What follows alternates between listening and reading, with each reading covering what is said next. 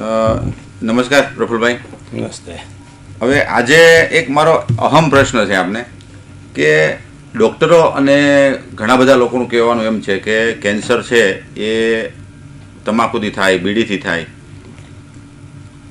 બરાબર છે. તો અત્યારે હાલના સમયમાં ખૂબ કેન્સર વધી રહ્યું છે, તો લેડીઝોને પણ એટલું જ થઈ રહ્યું છે, નાના બાળકોને પણ એટલું જ થઈ રહ્યું છે. તો આનું શું કારણ છે? હા, બહુ જ નરેન્દ્રભાઈ અગત્યનો પ્રશ્ન છે. આ પ્રશ્ન જ વિચારવા જેવો છે. અત્યાર સુધી જેણે જેણે પ્રચાર કર્યો છે કે ભાઈ તમાકુથી જ કેન્સર થાય, હકીકત આ 30 વર્ષથી કે ઝેર આવી ગયું છે ખેતીમાં, ખેતીને કારણે આ કેન્સરો વધે છે એવું કોઈ કહેવા માગતું નહોતું. પણ અત્યારે તો એટલું બધું હાઈ ઝેર વપરાય છે.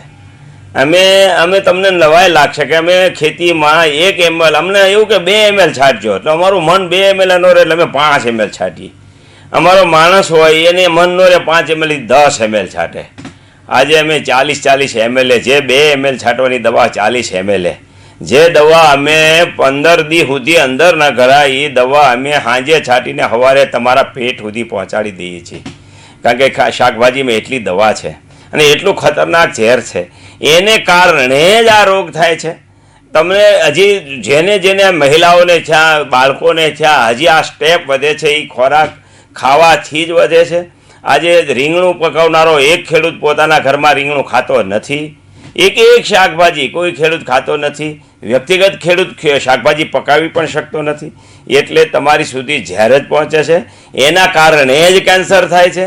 કોઈને હજી પણ લખેલો નકરું તમાકુ કરીને આ ખેતીને જો આળગી રાખશો તો તમે બચી નહીં શકો.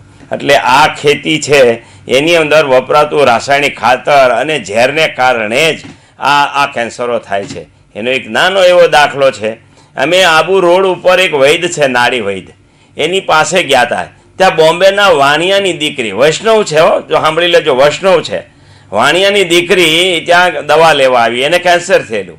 તો એ વૈદ્યને પૂછે છે કે અમારા ઘરમાં અમે તો વૈષ્ણવ છીએ, કોઈનું પાણી સુધા પીતા નથી, કોઈનું ઘરે ખાવા પણ જતા નથી, અમારા ઘરમાં કોઈને વ્યસન પણ નથી, તો મને કેન્સર કેવી રીતે થાય? ત્યારે વૈદ્ય એને પૂછે છે કે તો તમારા ઘરમાં ખાવાની વસ્તુ શું આવે છે, તમે રોજ શાકભાજી ક્યું ખાવ છો? તો એ વાણિયાની દીકરી એમ કહે છે કે અમારા ઘરમાં ભીંડો આખા ઘરને બહુ ભાવે છે અને ભીંડો અમારા આખા ઘરમાં 3 વખત અઠવાડિયામાં થાય છે. તો આ ભીંડો તો અમારા ખેતરમાં પાકે છે, રોજ સાંજે દવા છાંટીને સવારો લીલોસમ બનાવીને અમે એ વાણિયાની ઘરે પહોંચાડીએ છીએ. એને કારણે એના ઘરમાં કેન્સર કર્યું છે. આપણે જો વિચાર નહીં કરીએ તો તમારા ઘરમાં પણ આ જ પહોંચવાની તૈયારી થઈ રહી છે. એટલે ખેતીના ઝેરથી કેન્સર થાય છે એવું વિચાર કરી લેજો. આપણે સૌએ આપણા પરિવારને, આપણા ફેમિલીને, આપણા ગામને, આપણા શહેરને જો બચાવવું હોય તો માત્ર ને માત્ર એક જ ઉપાય છે. હવે પ્રાકૃતિક ખેતીથી થયેલું ઉત્પાદન, ખેત ઉત્પાદન છે, આપણે આપણા ઘરે લાવીએ, આપણે આપણા સગા સંબંધીઓને એ ખવડાવીએ અને ખૂબ સારી રીતે સ્વસ્થ આરોગ્ય મળે એવી ભગવાનને પ્રાર્થના કરીએ. જય માતા.